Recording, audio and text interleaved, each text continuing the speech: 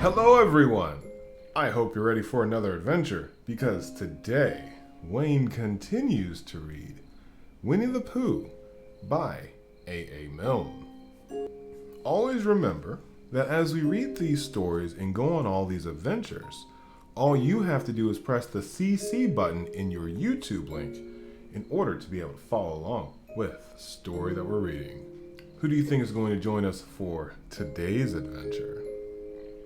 Well, we had so much fun these last few stories, I thought it would be fun to have Piglet back. Are you ready for one more story with us, Piglet? Piglet's ready. Let's jump in. Winnie the Pooh, in which Kanga and Baby Roo come to the forest and Piglet gets a bath. Nobody seemed to know where they came from, but there they were in the forest, Kanga and Baby Roo.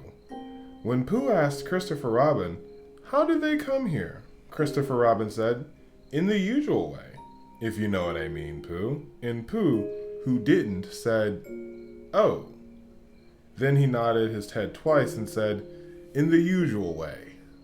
Ah. And then he went up to call on his friend Piglet to see what he had thought about it. And at Piglet's house, he found Rabbit, so they all talked about it together. "What I don't like about it is this," said Rabbit. "Here are you, Pooh, and you, Piglet, and me, and suddenly, and Eeyore," said Pooh, "and Eeyore, and then suddenly, and Owl," said Pooh, "and Owl. And then all of a sudden, oh, and Eeyore," said Pooh. "I was forgetting him." "Here we are," said Rabbit, very slowly and carefully, "all of us, and then, suddenly, we wake up one morning and what do we find? We find a strange animal among us, and an animal of whom we have never even heard of before. An animal who carries her family about her in her pocket. Suppose I carried my family with me in my pocket. How many pockets should I want?" 16, said Piglet. 17, isn't it? Said Rabbit. "And one more for a handkerchief. That's 18. 18 pockets in one suit. I haven't the time." There was a long and thoughtful silence, and then Pooh, who had been frowning very hard for some minutes, said, "I'd make it 15. "What?" said Rabbit. 15. 15 what? "Your family. What about them?" Pooh rubbed his nose and said that he thought Rabbit had been talking about his family. "Did I?" said Rabbit carelessly. "Yes, you said—" "Never mind, Pooh," said Piglet impatiently.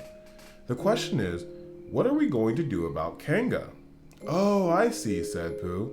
"The best way," said Rabbit, "would be this. The best way would be to steal Baby Roo and hide him, and then when Kanga says, 'Where's Baby Roo?' we say, 'Aha!'" "Aha," said Pooh, practicing. "Aha, aha. Of course," he went on. "We could say aha, even if we hadn't stolen Baby Roo." "Pooh," said Rabbit kindly, "haven't you any brain?" "I know," said Pooh humbly. "We say aha so that Kanga knows that we know where Baby Roo is. Aha means we'll tell you where Baby Roo is if you promise to go away from the forest and never come back. Now don't talk while I think." Pooh went into a corner and tried saying aha in that sort of voice. Sometimes it seemed to him that it did not mean what Rabbit said.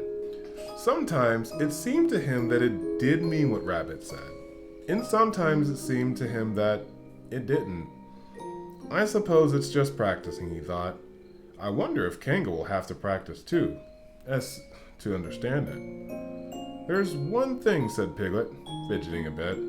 "I was talking to Christopher Robin, and he said that Kanga are generally regarded as one of the fiercer animals.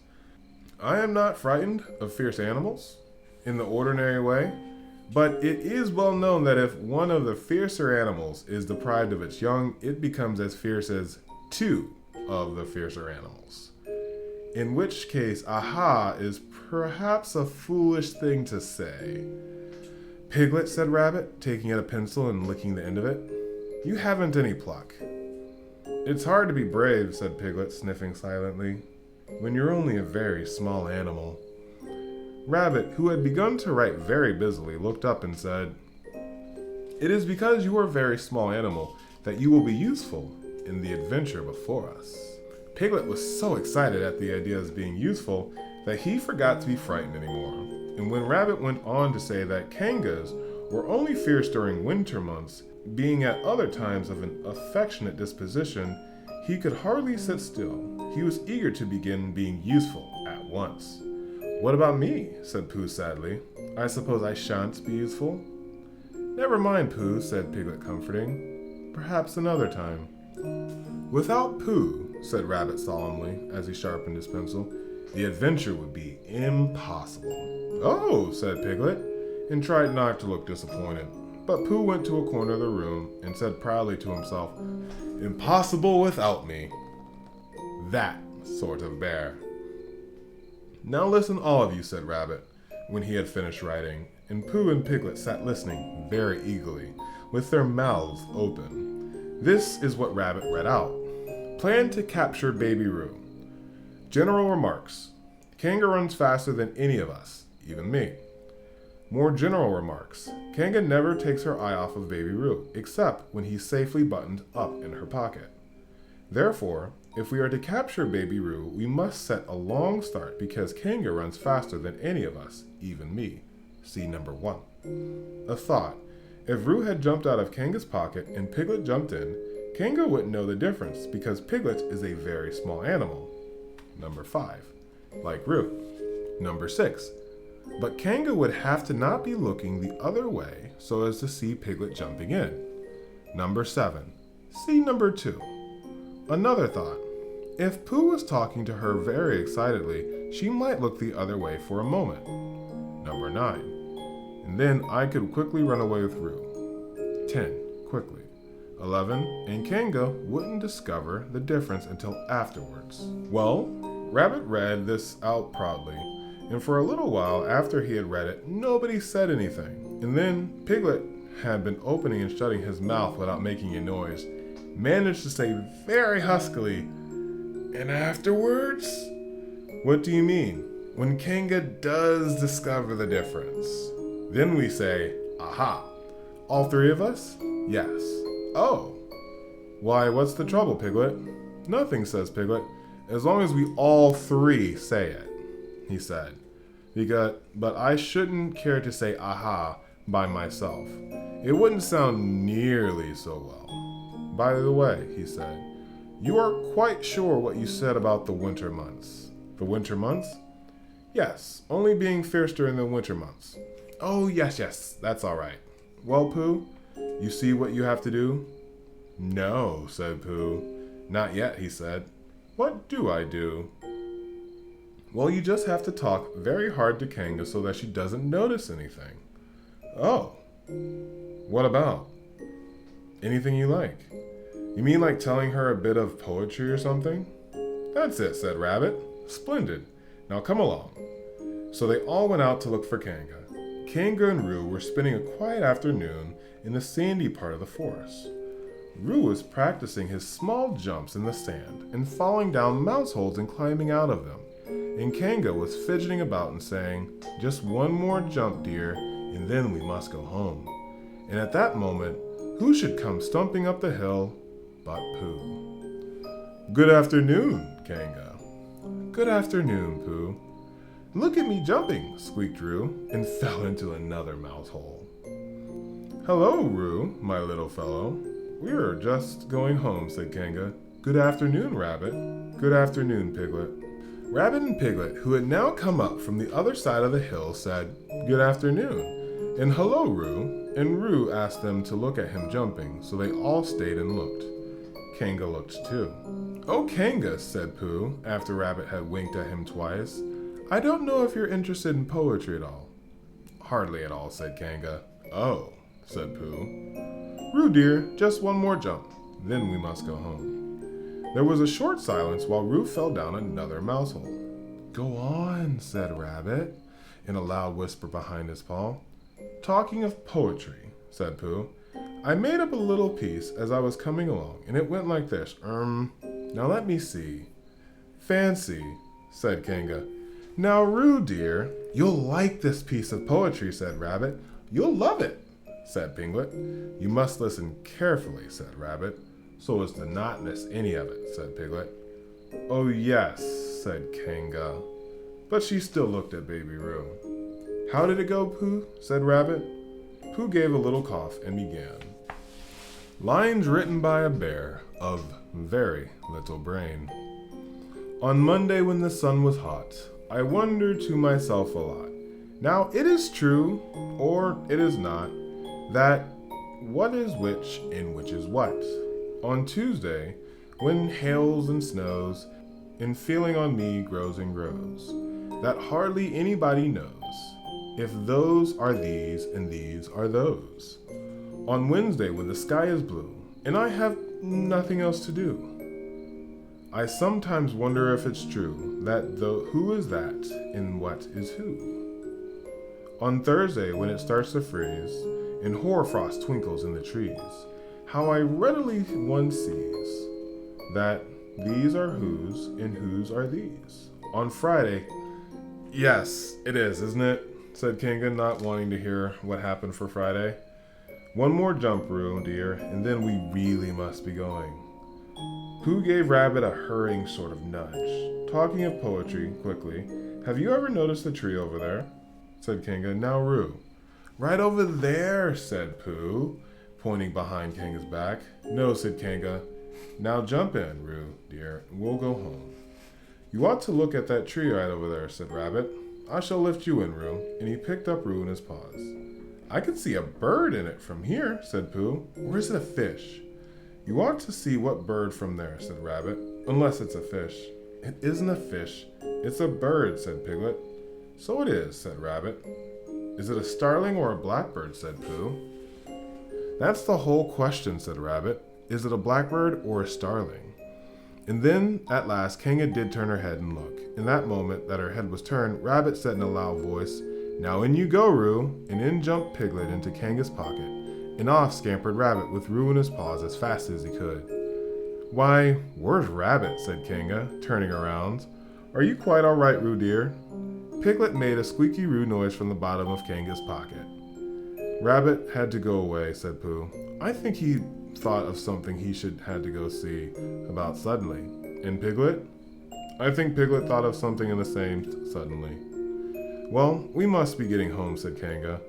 Goodbye, Pooh. And with 3 large jumps, she was gone. Pooh looked after her as she went. I wish I could jump like that, he thought.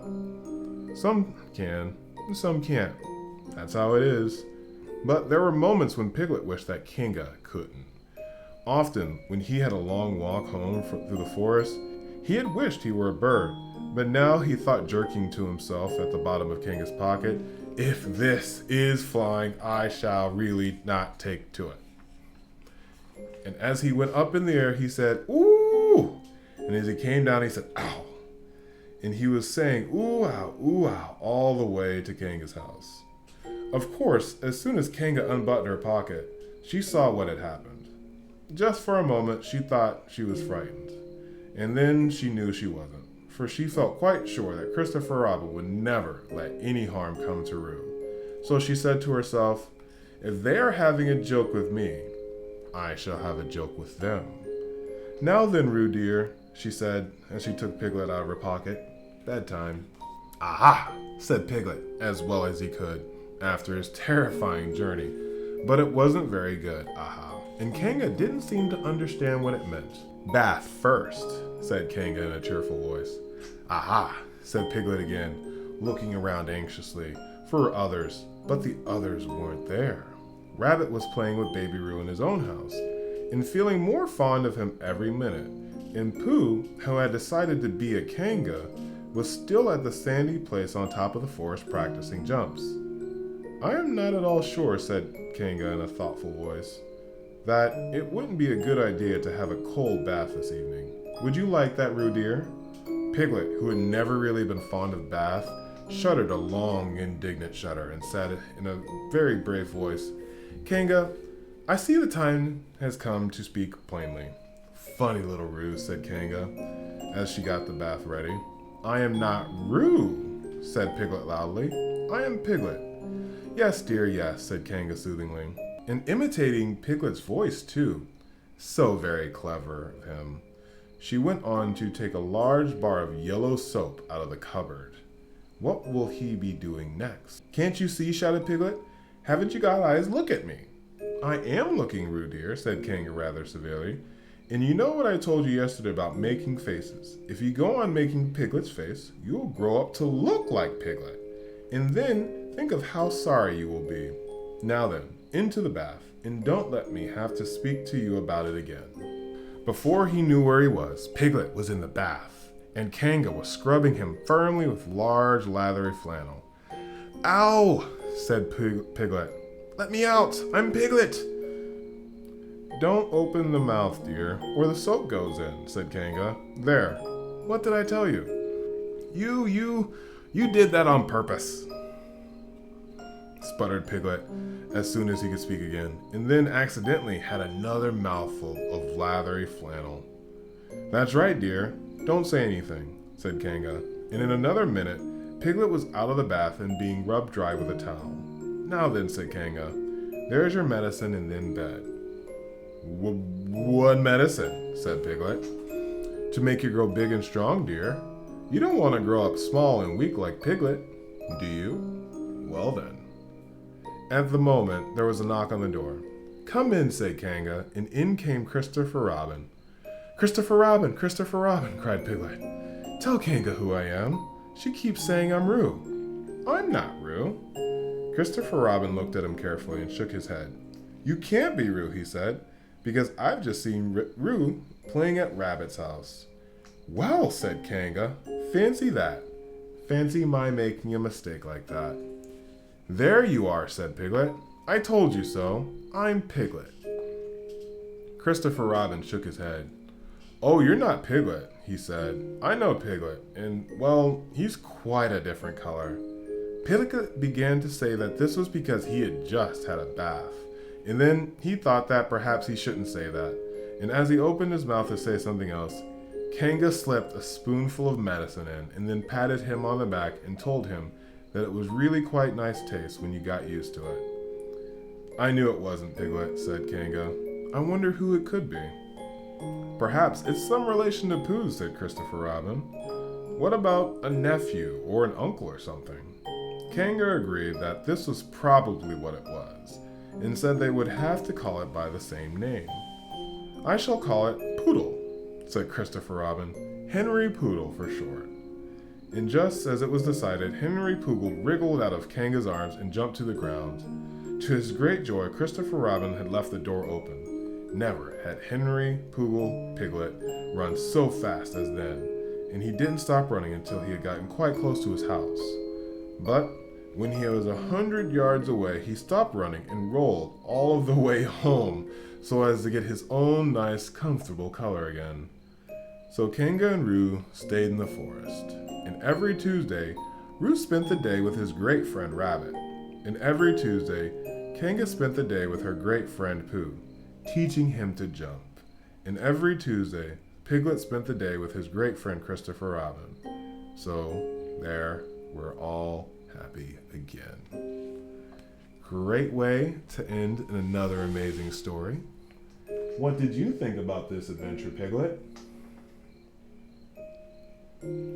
I know you didn't like the bath, but I thought it was very funny. Sorry, buddy. We'll see you at the next adventure, okay? And we'll see you at the next adventure here with Wayne Reads. Thank you for joining us for another adventure, and we can't wait to see you another time. Bye-bye!